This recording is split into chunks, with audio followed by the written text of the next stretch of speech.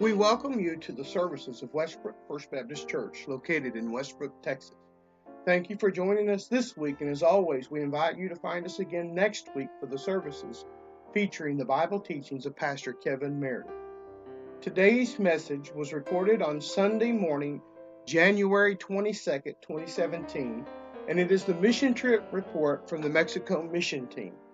We thank you for joining us this week as we learn about what God is doing in reaching people in Mexico.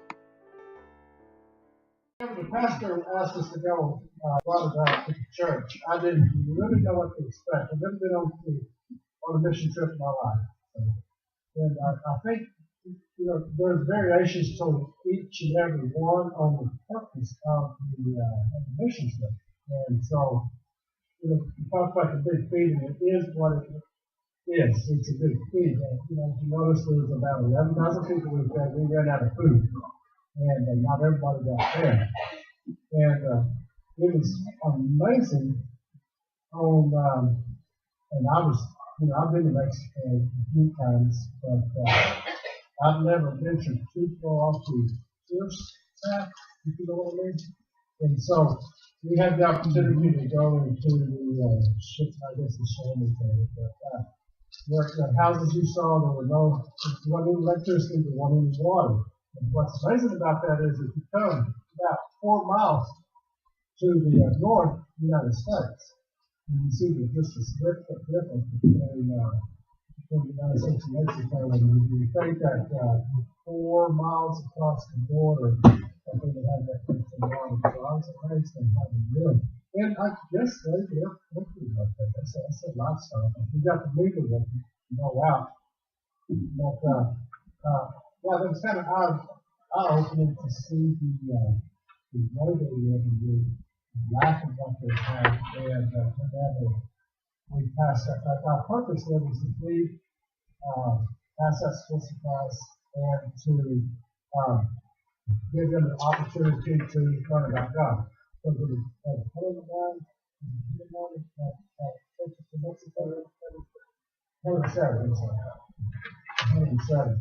And whenever you go there, you don't speak the language, but we sometimes don't get the opportunity to witness how you would want to witness. So interpreters were always readily, and but our purpose was, you saw the grill. There's nothing here to the end of the church store over there, and I felt more comfortable staying at that most of the days after I stayed in the school. And but I guess the most amazing thing that I saw that got out of it, that we won a big field. And the day before we had the feed, we walked around the field 7 times and so whenever we did that, what we were praying for was first of all, large crowd. Second of all, people to come to the Lord and hear about the Lord. And third of all, weather. We had a chance, 70% chances of rain that day. And so we wanted the weather to stay at the bay so people would come and people wouldn't leave.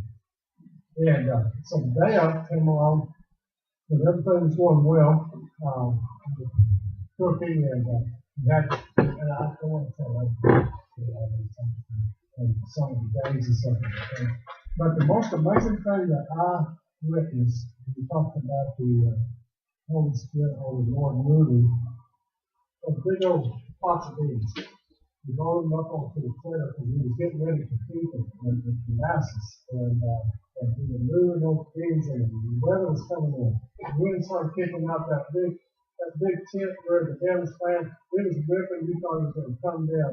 Now, the gentleman who puts his on this, his name is Ben. He stood on that north side of the field. He had his hands up in the air, praying hard to God to stop that plane. And it was coming. It was going and it was coming. He was getting some raindrops. And he stood on that north side. He prayed hard. It was just like God heard his prayers and stopped him. And I was just totally in awe of the power that the way God moved things in Scott River. And that is I was fascinated by that. Yeah, it touches your heart, and to see the way people live, and it's like they have it. I want to thank church for your support and financial needs, because if it wasn't for you, I wouldn't have far. I enjoyed it. I spent a lot of time. We got back into the States, where we were staying. We had this prayer garden. And the first time I put out there, I didn't notice this. But everyone else was taking a nap. So I thought, I'm going to get my Bible and I'm just going to go to the prayer garden. And so when you walk into this prayer garden, it's nothing but bricks. And on these bricks, every brick is different. They have something, looks like some kids or something like drawn in the concrete, but every brick is different. And he's got verses on there. And so, I was, just praying to the Lord and, and everything like that. And so that night, was telling some of the ladies about it and stuff. Some of them were thinking. And I did not notice that just the ones that was engraved made a cross. And when you walk into the prayer garden at first, and you walk all the way down, at the head of the cross, there's three wooden crosses. And I thought that was neat. And and then the arms of the cross is engraved. But something that I really did not know is they have benches. Not all the benches have scripture carved on them. But I thought that was neat. But I enjoyed going over there to the big feed. I was really missing my baby so much. I was really missing my baby. Because I don't leave that far from mama. And so there was this lady, I was cooking and all that, and so I thought, I'm going to go help with the games. And so this lady came and was going to play the game, and she had this baby. And I guess she gave it to her daughter, and she couldn't speak, and I couldn't speak Spanish or anything. So I was wanting to hold it. And so this, I think it was her daughter, but she let me hold her baby. And come to find out, it was 2 months old. And so I thought that was just, I loved that because I was sure visiting Macy. And so that mama let me hold her baby long enough to get food for her family. And I thought that was a blessing. I really enjoy just watching our kids interact. I really enjoy it. But I really, really thank the church for your prayers. That's what we really, that's what I really needed, and I felt was your prayers. So thank you, church. Kenny and I both agreed. We weren't sure what to expect, and then I was so sick, and I went. April was supposed to go, and I was going to stay home because of the cold. And the adoption was final on the 21st, and she just didn't feel like she should leave. And so I think the day before Christmas, it was decided that I was going to go, and April was going to stay home. And so I had been sick, and I thought, well, I'm getting better. And I went down there, and I just got worse. So I didn't get to, and I was still so blessed. I mean, I would have given anything to have been home in bed part of the time, but I wouldn't have missed it for anything, if that makes sense. Mm-hmm. Because when you see how they live, and they're such good, sweet, loving people. I know Shay and Peyton, both, their families were willing to let them go, and that was so wonderful because there's a lot of apprehension when you say, now Morris especially, you're like, oh, it was so safe. I cannot tell you how well prepared all of it was. this way of the cross, they would not even let us go over there if there was any trouble at all. They monitor everything. And when Shaq gets done, we're going to show you the block that we were all given to witness to people. These are really cool, and I think they're $6 or $8, and you can order them. It's a good thing to have, just to walk somebody through how to become a Christian.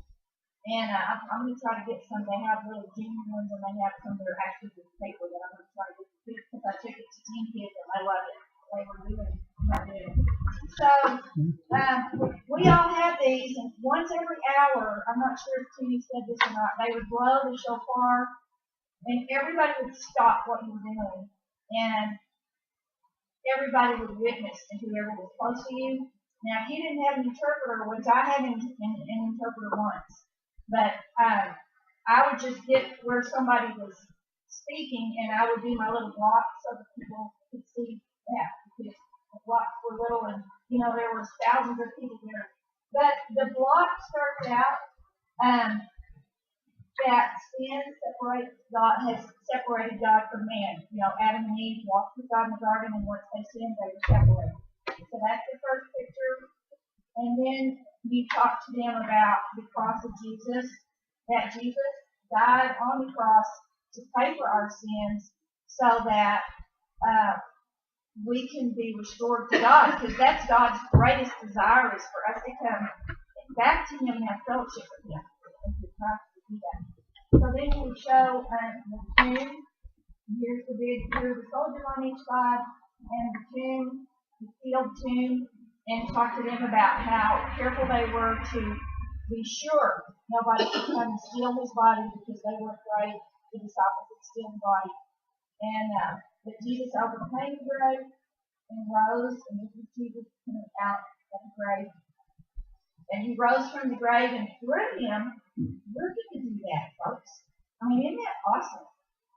Okay, the next thing is the cross. That the cross makes the bridge to the Lord over the sin in this world. That is the only way. In our Sunday school class, we were talking about the fact that other religions say that they are ways to God too. They're not, because we read this morning, the only judge is Jesus.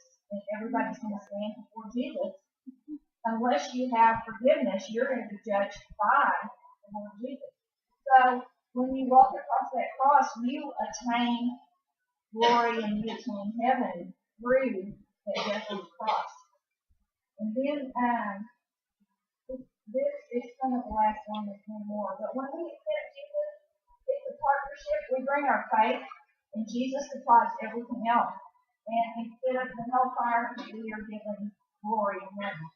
And then it goes back to the front, but on the back, if somebody accepts the Lord, you can talk to them about God's love, you can talk to them about prayer, reading the scriptures, meeting with, just like we are today, the Bible tells us to gather together and meet with our brothers and sisters. That's not an option. We are commanded to do that, because that's how we strengthen each other and how we learn from each other, meeting together. And then this is a globe cross over it, that we hope the cross is the cross is the love to all the world.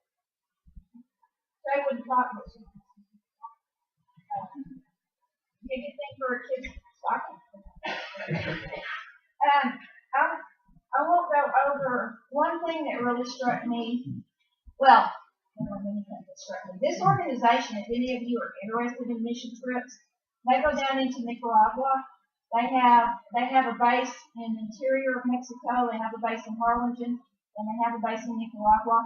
And they have multiple different kinds of things that you can go and help with. The Nicaragua, they say it's just astoundingly beautiful. It's up in the mountains, and it's cool, believe it or not, like in the 70s. And one of the things that they do that we didn't see, but I thought was such a good idea. And I think it was in Nicaragua. I'm not the chicken coops. You go down there and you build chicken coops, and they build them for the pastors, because the pastors are so poor, and that helps them they've got their chickens, and they can have the eggs, and then they can sell some eggs, and it helps them make a living. So you're going to do a physical project, you're building something, but you're doing it to help sustain the pastures down there. And I thought that was a really cool idea to do that. Of course, what we did, there were months of preparation, and we lost in there and helped, for 3 days. But you can't imagine that bringing the 18-wheelers across. We actually got in our prayer garden. We had prayer the night before. I mean, we bathed this whole thing in prayer. But our prayer group was privileged to have the man that is over this whole thing. He came and prayed with us, and he told us some of what they went through, and like these 18-wheelers to get across and get back, and you have to know the officials, and you have to do things just right, and still things would happen like they had. A truck held up that ended up, while it was held up, the product went out of shape, and so that's illegal.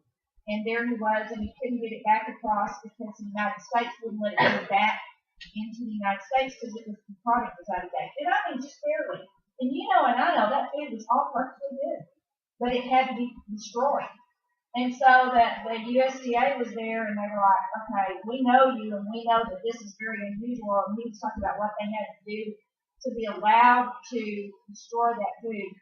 But it was going to be just tremendously expensive to pay fines, and I don't know what all. But that's just a little bit of what they deal with. They gave us probably $400, I don't know, $200 or $400 worth of leftover goodies that were going to be out of date that we brought home and we would feed the teen kids because by the next time they would use them, they would have been out of date. So, I mean, it's just really, that organization is really extremely impressive. Mexico is going through arresting. Organized they are. Yeah, to pay money back to the university for we unloaded. How much of that 18-wheeler? Not even that was it. What did we unload? I don't know. They took us to a man's house. This 18-wheeler had rice and beans because at the games, if they win, well, everybody, whether they win or not, they get rice and beans. And so that's meeting their physical needs. Well, they had this 18-wheeler that they had to unload, and the only place they had to put it was in one of the pastures' houses. Anyway, it was a guy that was there in Matamoros, so we went on their little streets, past the open sewers. I mean, you're talking about it's just dumping into their little river, all the sewer water, just dumping in. But we went and helped unload, and we had lines, and we were casting boxes. And I don't know, they were at least 30 pounds. They were heavy. But we did like it stacked, I don't know, over here in the corner of the room, and we're like, oh yay, we're nearly done. The next room was completely full, and it was 12 by 12 foot, stacked to the ceiling. But they had enough, and we didn't have to unload all that. But all that had already been done, and all of this preparation. I mean, they had it was so easy to do and so well organized with a bunch of people that didn't know what we were doing. So I just that is a very neat organization, and we've got that booklets from them that show all of their mission opportunities. So if anybody's interested, that's really cool. But the one thing that I saw that kind of broke my heart really quick, we were out, you saw us delivering invitations in the colonias, which is like you got the edge of town, say that this is the city limit, and they're outside the city limit, and the city limit, they're poor, but they got houses, and some of them are really cute, but most colonias are built out of like pallets, that we throw away and burn. They build their houses out of that, and there was a church right in town, right by the colonias, which is over here, and there was a scripture on the side of the church, and our interpreter was from Nicaragua, and that's one of the story what happened to him, poor guy. But he was telling, I said, I can read part of that, but what does it say? And he said, it says, it's supposed to cry. He said, God is not mad at you. It said, God is not mad at you. Because he said those people are so poor that they think God's angry with them, that they didn't need to live in poverty like that. So they try to tell him no, and he loves you. And so that really got me. Yes, and thank y'all for supporting us also, because it was very, very, very much worth our trouble and our money and our time. You can see the efforts when you come together. You got to work. Great things happen. And I look forward to doing this again next year, looking at what we can do as a church right here. And with the way across and some of their other efforts. This trip, the things you see in the videos, the stories you hear, to me are just an eyewitness account to what happens when believers get compassionate about the work of God. We unify and we work together to do what God wants us to do. You know, and like we talked about last week, and I want to just briefly share a passage with you and talk again, reiterate our vision and the direction that we're going as a church. Because, I believe vision is powerful. I believe not only is vision powerful, but it is the power that will cause you and I to give up things, to turn from our sin, so that we can become what? All that God wants us to be. I believe that if we're going to get growing in church, we're going to grow in spirits, we're going to get closer to God, we're going to have a desire and a vision and something to work towards. And we have to be effective in that. And those things that we need to be effective in is sharing Christ, like we've had evangelism, like what we did in Mexico, what we need to do here, as well as just building up each other. We can't love the lost. Love and build each other up. And we need to strengthen our church and strengthen our own life. Scripture and through the study of God's Word. If you got your Bible, start with Colossians chapter 3. Colossians chapter 3. Look at a few verses out of Colossians chapter 3.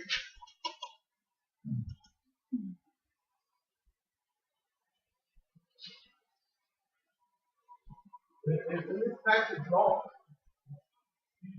makes it very clear to us, if we're a new creation in Christ, which is those Corinthians, that when you turn and give your heart to Christ, you become a new creation. All the old things are passed away, and all things are made new.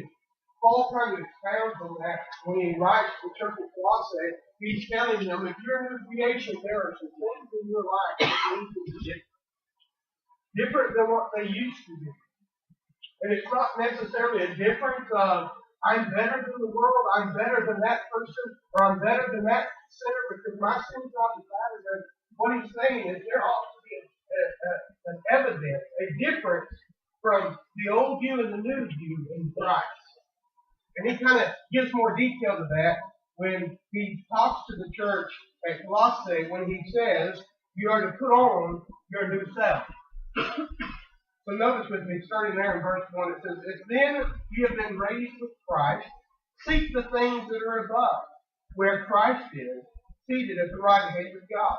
Set your minds on things above, and not on the things on earth. For you have died, and your life is hidden with Christ in God. When Christ, who is your life, appears, then you also will appear with him in glory. He says in verse 5, put to death, therefore, what is earthly in you, sexual immorality, impurity, passion, evil desires, covetousness, which is idolatry. On the account of these things, the wrath of God is coming. In these you have once walked when you were living in them, but now, he says, you must put them all away. Anger, wrath, malice, slander, obscene thoughts from your mouth. Do not lie to one another, seeing that you put off your own self with his practices. And put on, he says, you have noticed what he says in verse 3, and put on the new self, which is being renewed in the knowledge after the image of its creator, after Christ. Here there is not Greek and Jew, circumcised and uncircumcised, barbarian, Syrian, slave, free, but Christ is all in all. What he's saying is in our new self, we are to put Christ on. The challenge is to be like Christ. He goes on in verse 12, he says, put on then as chosen one, holy and beloved, and passionate heart. We must have compassion. He says kindness. We must be kind. Humility, meekness, and patience. bearing with one another, and if one has complained against another, forgiving each other as the Lord is forgiving you. So you also must forgive. And in verse 14, above these put on love, which binds everything together in perfect harmony. And let the peace of Christ rule in your hearts, to which indeed you were called in one body, and be thankful. Let the word of Christ dwell in you richly, teaching and admonishing one another in all wisdom, singing songs and hymns, spiritual songs and thankfulness as a heart to God. And whatever you do in word or deed, do everything in the name of the Lord Jesus, giving thanks to God the Father. Father, we thank you for this day. Thank you for this public reading of your word, Father. Speak to us, we ask that you teach. Amen. A couple of things. Is I believe the challenge here is that we are to accept the challenge of being like Christ. The greatest thing that you and I can do is be like Christ. When we are like Christ, it will make a difference in the world. And we will reach people with the gospel. You know, Coca-Cola is known worldwide. It's a well-known company. There's not very many places you can travel in the world and not find Coca-Cola. Coca-Cola's motto is think globally, but act locally. Think globally, but act locally. When you look at their company and you look at their goals as a company, they want to be everywhere and anywhere. But to do it, they knew they had to take care of each location. They had to take care of every place. One by one, a little. So we must live like Christ. See, is in the faith of God. I want us to have an invitation right now. I'm just going to ask you to think about it. I know that we haven't really opened God's Word completely closed. But you know, I'm seriously telling you, I believe that there are lives that need to be saved. That need to experience Christ. Which I ask questions. Maybe you've been thinking about that. Maybe you've been thinking about what it is to live for God.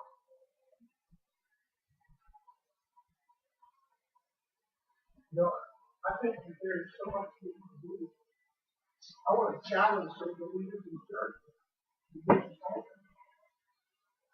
I'm going to tell you that I believe God is good. There's some emotions. And no one God. I pray. God is good. The scripture comes to mind. And this is whether we're in contention with ourselves or with God. The 1 Corinthians 11:16 says this. The beginning man. And I would go further to say that word man doesn't refer just to a gender, it's referring to mankind. Every man, woman, boy, and girl. If any man seems to be contention, all right. We have this. These are the churches of God. That's kind of 1 Corinthians chapter 11. We cannot be at contention. We cannot be at odds with God or with each other if we want to keep it. And maybe we just need to pray this morning that we can be right with God if we not seek His face. I know for a fact there's somebody here that wants to take it back. You know, I think that I receive the invitation. Maybe you're here today and you've had questions about your relationship with Christ. And I know that there is contentious spirits in this church, in this community. maybe nothing else, and if you don't understand what that means, maybe we need to pray. Maybe the leaders of this church, if we want to pray, God is all things. We can move and work and be God. Father, we pray with you. Thank you for listening to the services of Westbrook First Baptist Church. It is our prayer that you have been blessed by the preaching of God's holy word. Join us anytime in Westbrook, Texas at 207 McKinney Street.